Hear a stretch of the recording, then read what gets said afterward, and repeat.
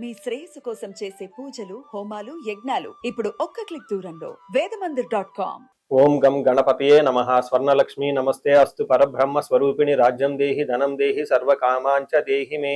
12 రాసుల వారికి లక్ష్మి, స్వర్ణలక్ష్మి అమ్మవారి యొక్క కృపా కటాక్షం వలన ప్రతి ఒక్కళ్ళకి ఆత్మ జ్ఞానం కలిగి ఉండాలి. తద్వారా ప్రతి నిమిషం ప్రతి సందర్భంలోనూ సంతోషంగా ఉత్సాహంగా ఉండే విధంగా అమ్మవారికి అందరినీ ఆశీర్వదించాలని, అంతేకాకుండా రాజ్యం దేహి, మన అందరికీ మంచి పదవి, ఉన్నతమైన స్థితి, ఒక అధికారం, దర్పం అన్ని కలిగించాలని, దానితో పాటు స్వర్ణలక్ష్మి అమ్మవారు ప్రతి ఒక్కరికి ధన ప్రవాహాన్ని కలిగించాలని, ఫైనల్ గా సర్వకామాంచ దేహిమే, మనం అనుకున్న ప్రతి కోరిక కూడాను ఇమ్మీడియట్ గా తక్షణమే అమ్మవారు మనకి నెరవేర్చాలని చెప్పేసి అమ్మవారు ప్రార్థన చేస్తూ, గణపతిని కూడా మనం చేసే ప్రతి దానిలోనూ మనకి బుద్ధి సిద్ధి, చక్కటి విజయాన్ని, ఒక మంచి వివేకాన్ని కలిగించాలని, సత్ డెసిషన్స్, మంచి నిర్ణయాలు తీసుకునే విధంగా మనకి గణపతి మనకు కృప ఉండాలని చెప్పేసి ప్రార్థన చేస్తూ, మనం ఈ రోజు టాపిక్ చూసుకుంటే సూర్యుడు వృషభ రాశి నుంచి మిథున రాశిలోకి మారుతూ ఉన్నారు. దీనిని మనకి మిథున సంక్రమణ అంటారు. అంటే ఇది 12 రోజులు ఉంటుంది ఈ సంక్రమణ. మనకి మకర సంక్రమణ, మకర రాశి ఎలానో ప్రతి నెల ఒక్కొక్క సంక్రమణ వస్తుంది. ఇప్పుడు రాబోయే సంక్రమణ మిథున సంక్రమణ అంటారు. ఇది 30 రోజులు ఉంటుంది. 15వ తారీఖు జూన్ నుంచి జూలై 15 వరకు ఉంటుంది. ఈ 15 రోజులు సూర్యుడు మిథున రాశిలో ఉండటం వలన ఏం జరుగుతుంది 12 రాశుల వారికి అని తెలుసుకున్నాం. అయితే ముఖ్యంగా సూర్యుడు మారటం వల్ల సూర్యుడు ఎలాంటి విషయాల్లో మనకి ప్రభావాన్ని చూపిస్తాడని తెలుసుకుందాం. సూర్యుడు వచ్చేటప్పటికి ముఖ్యంగా 8 రకాలైన అంశాలపైన ప్రభావాన్ని చూపుతూ ఉంటారు. ఒకటి, అందరూ బాగా గుర్తుపెట్టుకోవాల్సింది ఏంటంటే సూర్యుడు ఆత్మకారక అంటారు. అంటే మనకి సెల్ఫ్ కాన్ఫిడెన్స్, మనకి కావాలన్నా స్ట్రెంగ్త్, సోల్, ఆత్మబలం ఉండాలి కానీ సూర్యుడు చక్కగా ఉండాలి. కాబట్టి సూర్యుడు ఆత్మకారకుడు. అలానే రాజ్యకారకుడు, ఒక పదవి రావాలన్నా, గవర్నమెంట్ అథారిటీ, అడ్మినిస్ట్రేషన్ పవర్, వీటన్నీ రావాలన్నా కానీ సూర్యుడు మనకి స్ట్రాంగ్ గా ఉండాలి. అలానే పితృకారకుడు, father related elders, mentors, boss, వీళ్ళందరినీ కూడా మనకి సూర్యుడే రిప్రజెంటేషన్ చేస్తూ ఉంటారు. యశస్సు, కీర్తి ప్రతిష్టలు, గుర్తింపు, కొంతమందికి గుర్తింపు ఉంటుంది ఏ పని చేసినా, కొంతమందికి ఏ పని చేసినా గుర్తింపు అనేది ఉండదు. ఈ గుర్తింపు లేకపోవడం కూడా కారణం కూడా సూర్యుడు వాళ్ళ జాతకంలో సరిగ్గా లేకపోవడం అని గమనించుకోవాలి. పదవి, అధికారం అంటే మీకు ఒక స్టేటస్, అంటే ఒక లేబుల్, మేనేజర్ నుంచి హైయర్ మేనేజర్, వైస్ ప్రెసిడెంట్, ఇలా ఒక్కొక్క లెవెల్ బై లెవెల్ ఎదుగుతూ ఉంటారు. అలాంటి పదవి, పొజిషన్ మీకు రావడానికి కూడా కారణం సూర్యుడు అని తెలుసుకోవాలి. అంతేకాకుండా అధికారం, పవర్, లీడర్షిప్, కమాండింగ్ పవర్, మీరు ఒక పని చెప్తే ఎదుటి వాళ్ళు చేయగల సామర్థ్యం అంతా కూడాను సూర్యుడు మెట్టే మీ జాతకంలో డిసైడ్ అవుతూ ఉంటుంది. తేజస్సు, ఆరోగ్యం, మంచి గ్లోరీ ఉంటుంది, మీకు ఎనర్జీ ఉండాలి, బ్రిలియన్స్, చాలా చక్కగా మీ ఫేస్ అంతా ఎప్పుడు కలగా ఉత్సాహంగా ఉండాలి, దానికి కూడా కారకుడు సూర్యుడు. ముఖ్యంగా లాస్ట్ లో ఆరోగ్య ప్రదాత, సూర్యుడిని ఆరోగ్యం ఇచ్చే వాళ్ళు అంటారు. ఎవరి జాతకంలో అయితే సూర్యుడు సరిగా ఉండరో వాళ్ళకి అనారోగ్యంతో బాధపడుతూ ఉంటారు. ఎవరికైతే సూర్యుడు చాలా జాగ్రత్తగా ఉచ్చ స్థానంలో ఉంటారో చక్కగా వాళ్ళకి హెల్తీగా ఉంటారు, ఫిజికల్ గా చాలా స్ట్రాంగ్ గా ఉంటారు, ఒక పవర్ వాళ్ళలా ఉంటుంది అని తెలుసుకోవాలి. ఇలా 8 రకాలైన ముఖ్యమైన కారకాలు ప్రతి ఒక్కళ్ళ జీవితంలో సూర్యుడు అనేది ప్రభావాన్ని చూపిస్తూ ఉంటారు. అయితే ఈ సూర్యుడు మిథున రాశిలో ఉండటం వల్ల ఇందాక వరకు మనం చెప్పుకున్న విషయాల్లో కొందరికి అనుకూలంగా ఉంటుంది, కొందరికి ప్రతికూలంగా ఉంటుంది. ఏ రాశుల వాళ్ళకి అనుకూలంగా ఉంటుంది, ఏ రాశుల వాళ్ళకి ప్రతికూలంగా ఉంటుందో మనం చూద్దాం. మీనరాశి గమనించుకుంటే ఒక చాలా హ్యాపీ న్యూస్ అని మనం చెప్పుకోవాలి. ఈ సూర్య సంక్రమణ చూసుకుంటే మిథున రాశిలోకి వెళ్ళటం తోటి మీకు 4వ స్థానంలో సూర్యుడు ఉండటం జరుగుతూ ఉంటుంది. ఈ 4వ స్థానంలో సూర్యుడు ఉండటం వల్ల మిక్స్డ్ రిజల్ట్ అని గమనించుకోవాలి. అంటే ఒక యాంగిల్లో కొంచెం ఇబ్బందులు ఉన్నా కానీ మిగతా విషయాలు చాలా బాగుంటుంది. ఎక్కడెక్కడ అనుకూలంగా ఉందో, ఎక్కడెక్కడ ప్రతికూలంగా ఉందో తెలుసుకు ప్రయత్నం చేద్దాం. బట్ ఓవరాల్ గా బాగుంటుందని గమనించుకోవాలి.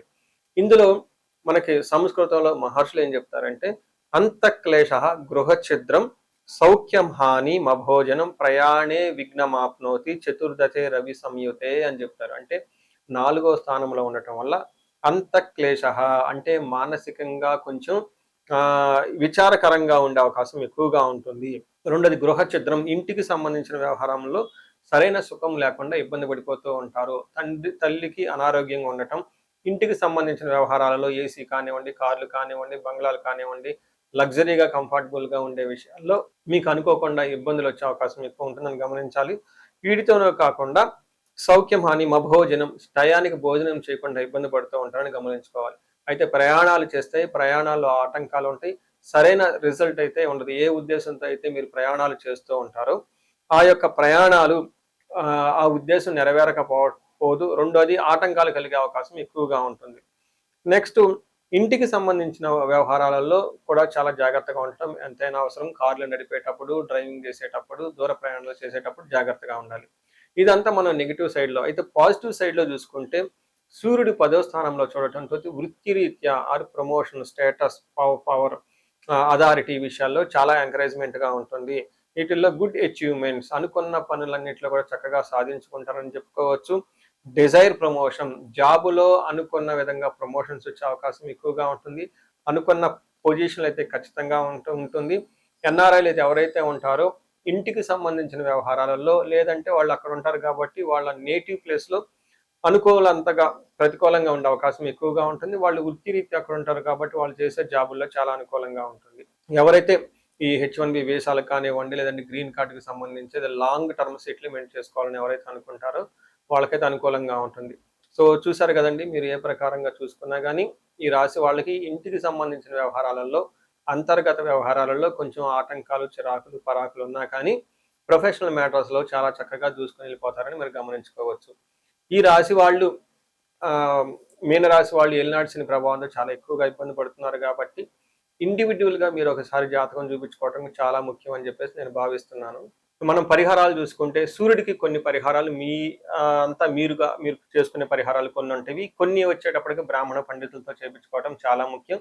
కొన్ని క్షేత్ర దర్శనాలు కూడా చేసుకోవటం చాలా చాలా ఇంపార్టెంట్. ముందు ముఖ్యంగా మీవంతా సెల్ఫ్ రెమెడీస్ అంటారు, మీరంతా స్వయంగా చేసుకునే పరిహారాలు కొన్ని ఉంటాయి. అందులో ముఖ్యంగా చూసుకుంటే సూర్య నమస్కారాలు చేయడం చాలా ఇంపార్టెంట్. సూర్య అష్టకం చదవటము లేదా ఆదిత్య హృదయ స్తోత్రం చదవటం కూడా చాలా ఇంపార్టెంట్. ఎప్పుడైతే ఆదిత్య ఉదయ స్తోత్రము, హనుమాన్ కార్యసిద్ధి మంత్ర రెండు కలిపి కనుక చదువుకలిపితే ఇంకా చాలా మంచి రిజల్ట్ ఉంటుంది. సో ఇక్కడ ఆదిత్య హృదయ స్తోత్రంతో పాటు హనుమాన్ చాలీసా కానీ, హనుమాన్ కార్యసిద్ధి మంత్రం కానీ చదువుకుంటే ఇంకా చక్కటి మంచి రిజల్ట్ వస్తుంది. సో ఇవన్నీ మీరు చేసుకునే మీ వరకు మీరు చేసుకోవచ్చు. ఇంకా టెంపుల్స్కి వెళ్ళేసి అక్కడ నవగ్రహాల చుట్టూ తిరిగి గోధుమలు కనుక దానం చేయగలిగితే, సద్బ్రాహ్మణులకి, సత్పురుషులకి చేయగలిగితే ఇంకా మీకు చక్కటి మంచి రిజల్ట్ వస్తుందని గమనించుకోవాలి. సో అది మీ వరకు చేసుకోగలుగుతారు. మీ ద్వారా కాకుండా కొన్ని సమస్య తీవ్రంగా ఉంటే పండితులను కలిసి, లేదంటే మా ద్వారా అపాయింట్మెంట్ తీసుకొని జాతక చక్రం కూడా చేయించుకోవడం చాలా ఉత్తమం. ఇందులో ముఖ్యంగా సూర్యుడికి సంపూర్ణమైన శాంతులు చేయాల్సి ఉంటుంది. గ్రహ శాంతి అంటారు. ఈ గ్రహ శాంతిలో సూర్యుడికి జపాలు, దానాలు, తర్పణాలు, హోమాలు ఇవన్నీ చేస్తూ ఉండాలి. వీటితో పాటుగా ఇంకా మీ యొక్క ఇండివిజువల్ జాతకం చూపించుకోవడం చాలా చాలా ముఖ్యం. ఎవరికైతే మీ యొక్క ఇండివిజువల్ లైఫ్లో మీకు ఏజ్ 35 to 45 మధ్యలో ఉండి 40 years +or- ఉన్న వాళ్ళకి ఎక్కడైనా మీకు లైఫ్ స్టాగ్నేటెడ్ కనిపించింది, అప్పటిదాకా సక్సెస్ఫుల్ ట్రాక్ రికార్డు ఉండి ఇక్కడ ఎందుకో ఆగిపోయారు, గ్రోత్ లేదని మీకు అనిపిస్తే ఒక్కసారి కాల్ చేసి అపాయింట్మెంట్ తీసుకోండి, మీ జాతకం చెక్ చేసుకోండి. నేను 35 to 45 ఏజ్ గ్రూప్ రీసెర్చ్ గ్రూప్గా చేస్తూ ఉన్నాను. చాలా మంది పీపుల్ మిడ్ లైఫ్ క్రైసిస్ అని చెప్పేసి ఇక్కడ ఆగిపోతూ ఉంటారు. చాలా మందికి డైవర్స్ అవుతూ ఉంటుంది, సడన్ గా కెరీర్లో బ్రేక్ వస్తూ ఉంటుంది. సో ఈ మిడ్ లైఫ్ క్రైసిస్ ని మన ఆస్ట్రాలజీ, వేదిక్ ఆస్ట్రాలజీ ఎలా డీల్ చేస్తుంది, దాంట్లో ఏమేమి ఉంటాయి అని చెప్పి తెలుసుకోవచ్చు. ముఖ్యంగా జ్యోతిష శాస్త్రం ప్రకారం గ్రహ శాంతులు అని ఉంటాయి, గ్రహ దోషాలు అని ఉంటుంది. మీ యొక్క దశలు తెలుసుకొని వీటిల్లో ఏదైనా ఒక గ్రహం దోషం ఉండటం అయితే మీరు స్టాగ్నెంటెడ్ అయిపోతారు. దాన్ని ఎలా బయటకు రావాలని పరిహారాలు తెలుసుకోవాలి. వీటితో పాటుగా మీకు ఏమైనా శాపాలు ఉంటే, పితృశాపం, కాలసర్ప దోషము, ఇలా మాతృశాపం, స్త్రీ శాపం, ఏమైనా యాక్టివ్గా శాపాలు ఉన్నాయా, ఈ శాపాలు ఉండటం వల్ల కూడాను మీరు లైఫ్లో గ్రోత్ లేకుండా ఆగిపోయే అవకాశం ఉంటుంది. సో ఎవరికైనా సరే ఎలాంటి ప్రాబ్లం ఉన్నా, ధనానికి ఇబ్బంది పడిపోతూ ఉంటే స్వర్ణలక్ష్మి విశేష హోమం చేయించుకోండి. మీకు వీసా స్టాంపింగ్, H1B, లైక్ ఎక్కడన్నా ఉద్యోగంలో ఎక్కడన్నా బ్రేక్లు వచ్చి ఆగిపోతూ ఉన్నా, లేదంటే ఫైనల్ రౌండ్ దాకా వచ్చి మధ్యలో ఎక్కడన్నా ఆగిపోయినా కానీ మీకు ఇలాంటి వాళ్ళకు కూడాను మన్యు పాశుపత అభిషేకము, రుద్రాభిషేకం చేయించుకోవడం చాలా చాలా ఇంపార్టెంట్. భార్యాభర్తల మధ్య గొడవలకు అన్యోన్య దాంపత్య పాశుపతం చేయించుకోవటం. ఎవరికైనా సర్పాలు, కాలసర్ప దోషాలు, మహాకాలసర్ప దోషాలు అంటే కాలసర్ప దోష నివారణ పూజలు, పితృదోష నివారణ పూజలు మీ యొక్క జాతకం చూసుకొని ఇవన్నీ చేసుకోవటం వల్ల జీవితంలో 10 రెట్లు ఖచ్చితంగా వెళ్ళే అవకాశం ఎక్కువగా ఉంటుందని గమనించుకోవాలి.